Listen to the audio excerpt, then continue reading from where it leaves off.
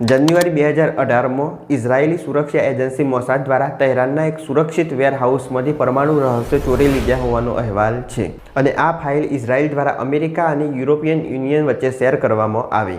અમેરિકાએ 3 જાન્યુઆરીના દિવસે કાસિમ સુલેમાનીની હત્યા કરી અને ઈરાને આનો બદલો લેવા માટે 11 મિસાઇલ અલ અસદ અહજદ એરબેઝ પર છોડી, જેમાં યુએસના 110 સૈનિકોને ઈજા થઈ અને યુએસ દ્વારા ઈરાન પર કેટલાક પ્રતિબંધો લાદવામાં આવ્યા।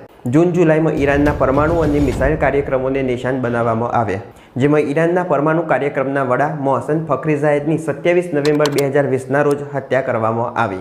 ત્યારબાદ ઇઝરાયેલી કમાન્ડો દ્વારા 2019થી 2021 સુધી ઈરાની શસ્ત્ર લઈ જતા અનેક કાર્ગો જહાજોને જપ્ત કરવામાં આવ્યા। આની સાથે વર્ષ 2015માં 6 દેશોએ સાથે મળી ઈરાન સાથે પરમાણુ કરાર કરવામાં આવેલો હતો કે જેના પરથી ઈરાનના પ્રતિબંધો હટાવી શકાય, પણ વર્ષ 2018માં અમેરિકન રાષ્ટ્રપતિ ડોનાલ્ડ ટ્રમ્પ આ જે કરાર કરવામાં આવેલો હતો એમાંથી ખસી ગયા, કરાર રદ થયો અને ઈરાને ફરીથી સમૃદ્ધ યુરેનિયમનો સંગ્રહ કરવાનું શરૂ કર્યું।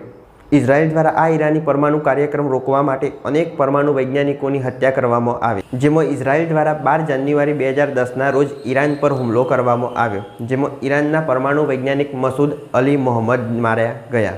29 નવેમ્બર 2010ના દિવસે ઈરાનના બીજા પરમાણુ વૈજ્ઞાનિક માજિદ શહરિયારી પર હુમલો કરવામાં આવ્યો અને તેમનું મોત થયું। 23 જુલાઈ 2011ના દિવસે તહેરાનમાં રઝેનઝાદેની હત્યા કરવામાં આવી, જે પણ એક ઈરાની પરમાણુ વૈજ્ઞાનિક હતા। 11 જાન્યુઆરી 2012ના દિવસે મુસ્તફા અહમદીની પણ બોમ્બ દ્વારા હત્યા કરવામાં આવી।